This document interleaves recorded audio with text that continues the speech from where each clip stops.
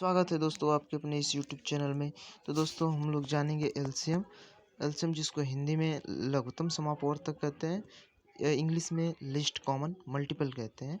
यानी एलसीएम वह छोटी से छोटी संख्या जो दी हुई संख्याओं से पूर्णतः विभाजित हो जाए, उन संख्याओं की एलसीएम कहलाती है।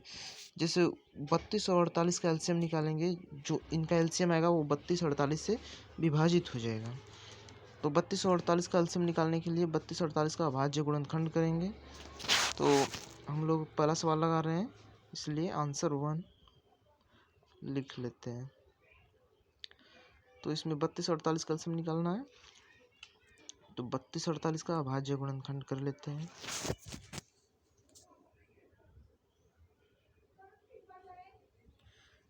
तो हम सभी जानते हैं गुणनखंड करने के लिए सबसे पहले छोटी संख्या से कटाया जाता है, तो यहाँ पे 2 से कटेगा।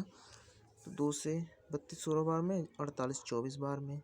फिर 2 से कटेगा 16 8 बार में और 24 12 बार में। फिर 2 से कटेगा 8 4 बार में और 12 6 बार में। फिर 2 से कटेगा 4 2 बार में और 6 3 बार में। फिर इसमें छोटी संख्या 2 है, 2 से कटेगा 2 एक बार में कट जाएगा और 3 उसी तरह उतर जाएगा। फिर 3 से कटेगा 1 इसी तरह रहेगा और 3 एक बार में कट जाएगा। इन्हीं संख्याओं का गुणनफल, इन्हीं संख्याओं का जो अभाज्य गुणनखंड है, इनका गुणन कर देंगे, बस हमारा 32 और 48 का एलसीएम प्राप्त हो जाएगा। तो वही लसा यानी 32 और 48 का लसा बराबर 2 जो है 5 बार आया है और 3 एक बार।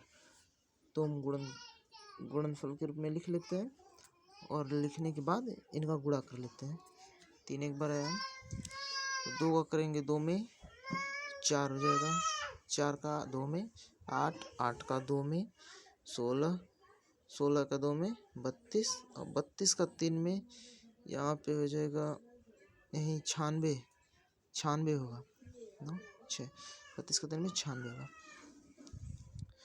तो इसका उत्तर है 96, यानी 32 और 48 का लसा यानी एलसीएम जिसे कहते हैं, एलसीएम इसका होगा 96। ये उत्तर हमारा एकदम सही है। और दूसरे प्रश्न को अब देख लेते हैं।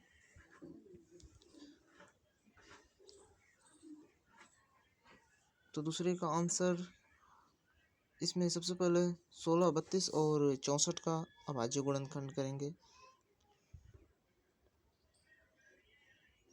तो इस छोटी संख्या से कटाते हैं, तो इसमें 2 कटेगा 2 से, तो 2 से 16 8 बार में कटेगा, 32 16 बार में और 64 32 बार में। फिर 2 से कटेगा 8 4 बार में, 16 8 बार में, 32 16 बार में। फिर 2 से कटेगा 4 2 बार में, 8 4 बार में, 16 8 बार में। फिर 2 से कटेगा 2 से 2 एक बार में, 4 2 बार में, 8 4 बार में। फिर 2 से कटेगा, अभी 2 बचा है संख्या, एक तो एक रहेगा, 2 एक बार में, 4 2 बार में कटेगा, फिर एक बार कटेगा जो कि लास्ट बचा है 2। तो इनका तो कट गया, एक एक रहेगा और 2 एक बार में कट जाएगा, यानी अभाज्य गुणनखंड हो गया। एक बार वहाँ पे एक रहेगा, हाँ एक बना दिया।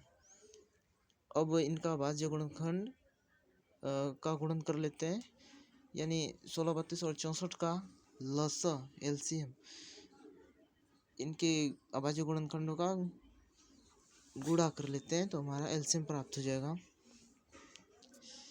तो इसमें 2 6 बार आया है, तो लसा के लिए 2 6 बार लिख लेंगे और उनका गुणा कर देंगे।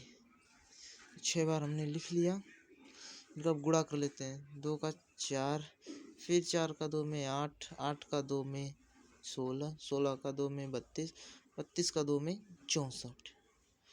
तो हमारा इसका 16 32 और 64 का एलसीएम यानी लसा हो जाएगा हमारा 64। 64 इसका आंसर हो जाएगा।